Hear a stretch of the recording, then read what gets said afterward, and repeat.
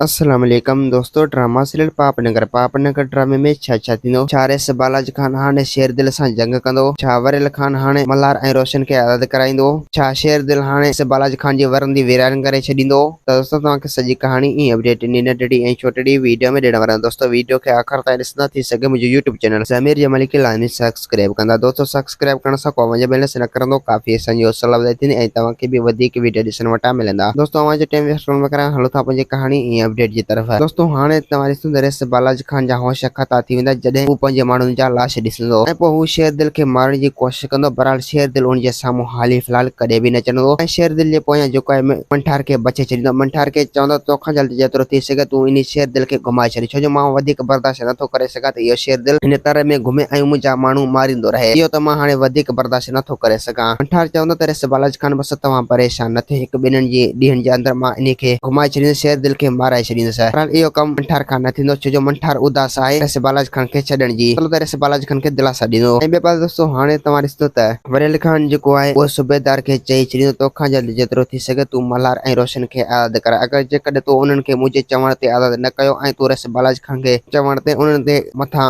अञा बि केस दाख़िल कई त पोइ मां तोखे कॾहिं बि ज़िंदा न छॾींदुसि ऐं पोइ तोखे हितां रिटायर करे छॾींदुसि। उन जे चवण ते तूं उन्हनि खे अञा ताईं क़ैद न रख, तुंहिंजो भलो इन में त तूं उन्हनि खे आज़ाद करे छॾे ॾे। सूबेदार चवंदो त वरियल खान बसि तव्हां कावड़ न कयो त हिकु ॿिनि ॾींहंनि जे अंदरि असां वरियल खान तुंहिंजे ॻाल्हियुनि मथां भरोसो करे रोशन ऐं मल्हार खे जेको आहे आज़ाद करे छॾींदासीं ऐं उन्हनि खे घणो टाइम क़ैद में न रखंदासीं। असां जेको आहे हिकु ॿिनि ॾींहंनि जे अंदरि रेस बालाजी खान खे राज़ी करे वठूं ऐं उन्हनि खे ॻाल्हियुनि में मुतमिन करे वठूं। ऐं ॿिए पासे दोस्तों हाणे तव्हां ॾिसंदो त रेस बालाजी खान राबेल मथां ईअं त ज़ोर रखींदो, राबेल खे चवंदो त अगरि जेकॾहिं तूं मुंहिंजी ॻाल्हि न मञी ऐं तूं मूंसां शादी न कर त पोइ मां मजबूर थी करे तुंहिंजा नसल जा नसल तबाह करे छॾींदुसि ऐं तुंहिंजे माउ पीउ खे बि माराए छॾींदुसि तुंहिंजे करे त तूं मुंहिंजी दिलि पसंदि आई। दोस्तों उम्मीद त कहाणी आई तव्हांखे पसंदि। असांखे ॾींदा हाणे इजाज़त, वरी तव्हां सां मिलंदासीं कि नई वीडियो में। जेसीं पंहिंजो ख्यालु रखंदा। ख़ुदा हाफ़िज़।